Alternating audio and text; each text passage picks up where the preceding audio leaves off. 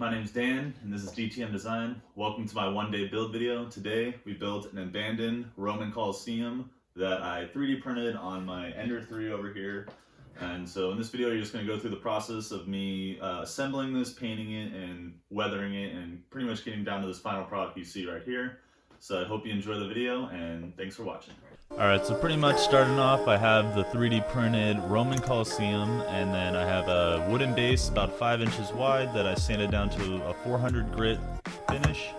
Then I have a variant of flockings that I use for this project, some bushes, and then some pigments, some pastel pigments I guess, some penetrating stain, ebony finish for the base.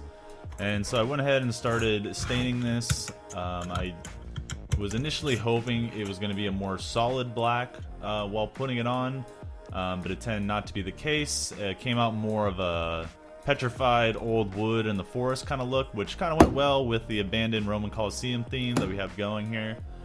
So now I just gave it a light coating of primer to get a nice coverage for the paint to stick, and then onto a cream white, and then I used a 5-minute epoxy to glue it onto the base. And then right before gluing that down onto the base, while it was drying, I did take some small scale trees and then cut branches from that to use then as full-size trees for the Colosseum. The initial tree was definitely way too big to go with this scale that I have going. From there, I put down some salt and some white glue to give a ground texture, and then did a brown wash from the Citadel line of paints all over the entire model to kind of just give it some depth and some more color and an older look. From there, I took a bare sample paint that you can get at Lowe's for 50 cents. A lot of people get samples for their homes, and those kind of end up back at the store or what have you, and you can get a really good deal on some water-based paint that works really well for models like this and just for big covered areas. So after that, I painted the base brown, and then back to the trees where I used some pigments after coating them in a brown primer to kind of give it a more natural wood look, some varying colors throughout, so it wasn't just one solid color. From there, then I grabbed some foliage. I'm not a big fan of using this foliage, but for this project it was fine. It kind of does actually fit the scale, and so just cut off some tree tops and then played around with the placement of the trees, where I'd like them to go on the model, how I want them to spread out.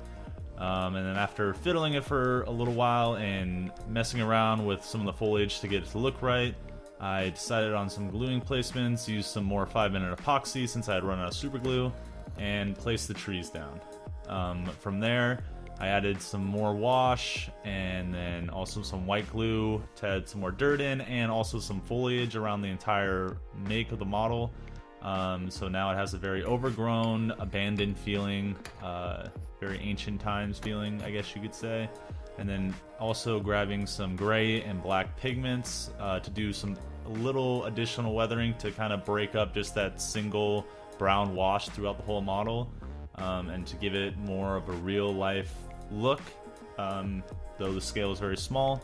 Going around, just doing pigments here and there. I did put this sand colored pigment down very heavily, blew what off I could, and what stayed pretty much looked like a little bit of sediment or sand or rocks that have crumbled apart as the building has decayed. So I thought that gave an extra little detail that I didn't intend. And then putting a little bit on the trees and stuff here to kind of break up the color of the trees. Again, trying to get the most realistic and natural look we can. Then from there, I cleaned off the side of the base to give one more coat of ebony stain to kind of darken up the color and make it nice and rich. And from there, I was pretty much done. There was a few more details. I forgot what the size of the base was at this time. Measured it, and it was 5 inches, so went onto my computer using my laser cutter software.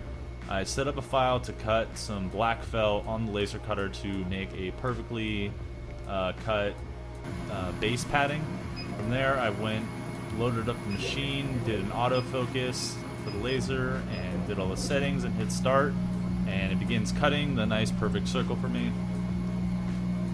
The laser is useful for so many things, cut so many materials, so it's really you can afford it or can find an affordable one, it's definitely worth the purchase. So as you can see, I have a perfect piece of felt, and just then going to my adhesive cabinet, grabbing my Super 77 and laying down some paper, and then giving good coating to one back side of the felt to be able to prepare to glue down, letting it dry just a little bit and get tacky before placing the final model onto the felt, and then just obviously giving a nice pat and firm rub around the bottom to secure the base. And there you go, I have my finished Roman Colosseum, and I had a lot of fun building this. It was a one-day build, and it was a gift from my friend, so he did enjoy it, and I had a lot of fun making this. Thank you for watching this video, and like, comment, and subscribe, and I'll see you next time.